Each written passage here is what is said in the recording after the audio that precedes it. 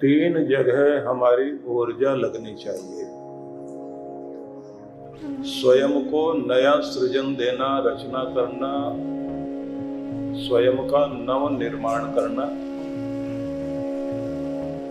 और दूसरा आता है एक सुंदर सुव्यवस्था और प्रबंधन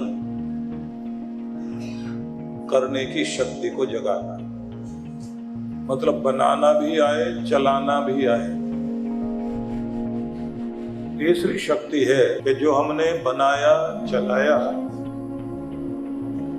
उसको उस ऊंचाई और सफलता तक लेकर जाएं, जहां हम उसका स्वयं भी आनंद लें और दूसरों को भी आनंद दे सकें। तो ये तीन शक्तियां एक हुई ब्रह्मा की सृजन शक्ति। इसमें व्यक्ति को अपने भीतर साहस को जगाना होता है, डरों को जीतना होता है, निराशाओं के पार जाने की ताकत जगानी होती है और हर दिन उस तरंग में रहने की जरूरत है जब आप कुछ नया बना रहे होते हैं।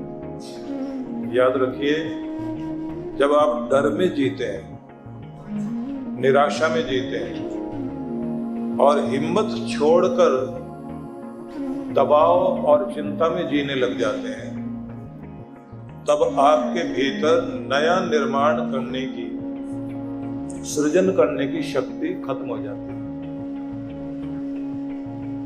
और जब आप निश्चिंत रहते हैं तो उस समय आपको कुछ नया नया करने का भीतर से आइडिया आता है। दूसरी चीज है,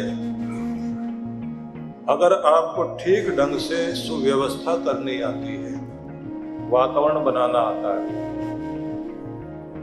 और संबंध निभाने आते हैं, अच्छा प्रबंधन करना, अच्छा मैनेजमेंट आपका, अच्छा सिस्टम आपका, अच्छी योजनाओं के साथ जीना, नियम के अनुसार कार्य करना, अच्छे अनुशासन में रहकर काम करना, जब आपको आ जाए और अपने रिश्ते निभाने आ जाए, तब आपके पास एक दूसरी ताकत जागती है। वह आपको विस्तार देती है, तरक्की देती है। मतलब ये हुआ, बनाना भी है, खुद को भी, अपने सपनों को भी रचना है, नई नई चीजें हर दिन बनाने की कोशिश भी करनी है और एक सुंदर वातावरण भी बनाना, एक अच्छी व्यवस्था को भी कायम करना, एक अच्छा प्रबंधन, एक अच्छा मैनेजमेंट भी चाहिए। ये दोनों चीजें जब हो जाए आपकी, रिश्ते बढ़िया, मतलब आपका पब्लिक रिलेशन बहुत बढ़िया हो, आपका अपने परिवार के साथ अच्छे संबंध हो। परिवार केवल वही नहीं है जो आप 3-4 लोगों के साथ एक चार दीवारी के बीच जीवन जी रहे हैं। मतलब आप, आपकी पत्नी, आपके 2 बच्चे, इसी के इर्द गिर्द घूमते घूमते जीवन बीत जाए। आपको विस्तार करना पड़ेगा। परिवार के बाद फिर आपका रिश्ते नातों का संसार, फिर समाज, फिर राष्ट्र और फिर पूरे विश्व तक, ब्रह्मांड तक आप अपनी ऊर्जा को और अपने रिश्तों को ले जा सकें। ये दूसरी जरूरी चीज है जो हमें करनी चाहिए। और इसमें आपका अच्छा व्यवहार, अच्छे संबंध, मतलब अपने रिश्तों को अपनी ताकत बनाना और अपने रिश्तों की ताकत बनना और उनको अपनी ताकत बनाना। क्योंकि आपकी शक्ति आपके रिश्तों में भी है। इसलिए किसी के दुख में और किसी के सुख में कोई जब नहीं रहता तो श्रद्धांजलि सभा में सारे रिश्तेदार साथ खड़े होते हैं कि हम हैं तुम्हारे साथ। एक पूरी बिरादरी, एक समाज दिखाई देता है। और जब ब्याह शादी होती है तो उस समय भी पूरा समाज आपके साथ खड़ा दिखाई देता है। पर वो आपकी ताकत बने, कमजोरी नहीं। इसके बाद आती है वो चीज कि जो आपने बनाया, जो आपने रचा, जो आपने सुंदर व्यवस्था की, उसका आनंद भी लेकर जियो। केवल रचना करते करते जीवन खत्म न कर लेना। घर बनाया तो घर का सुख भी लो, गाड़ी है गाड़ी का सुख भी लो। मैं ऐसे लोगों को देखता हूं कि जिनके पास बहुत बढ़िया महंगी गाड़ियां, 6, 8, 10 गाड़ियां खड़ी हुई उनके पास, उनको बैठने का मौका ही नहीं मिलता। सारा दिन अपने बिजनेस में इतने तल्लीन है और जहां बैठे हुए काम कर रहे हैं वहां सिर उठाने की फुर्सत नहीं। वो जिंदगी जी नहीं पाते। एक एडिक्शन होती है, ये और जोड़ लो, ये और जोड़ लो। इसलिए एक शब्द चलता है अध्यात्म में, एक शब्द है परिग्रह और एक शब्द है अपरिग्रह। उतना जितने से जीवन बहुत अच्छे से चले और आपकी आत्मनिर्भरता जीवन में बनी रहे, वो आपके पास होना चाहिए। लेकिन उसे एडिक्शन नहीं बना लेना कि जोड़ते जोड़ते जोड़ते जोड़ते और हो जाए और हो जाए और हो जाए, कब्र तक पांव लटक गए जाकर, तब भी और जोड़ रहा है। किसके लिए? चलो मेरा जो होना था हो गया, बच्चे सुखी रहे। अब बच्चे आप सुखी करेंगे? आपने उनको सुखी करने के लिए कोई व्यवस्था दी नहीं, उनको कमाना नहीं सिखाया, उनको जिंदगी जीना नहीं सिखाया, उनको मजबूत नहीं बनाया। अब उनका पैसा जो उनको मिलेगा वो उनको बिगाड़ने के काम आएगा। इसलिए एक बात मानी जाती है अध्यात्म में कि परिग्रह नहीं अपरिग्रह अपनाओ। उतना जरूरी है आपके पास कि आपका जीवन के अंतिम भाग तक भी आपको आर्थिक रूप से आत्मनिर्भर होकर जीना है। आखिरी समय तक भी आपको किसी के सहारे की जरूरत ना पड़े, इतना होना चाहिए आपके पास।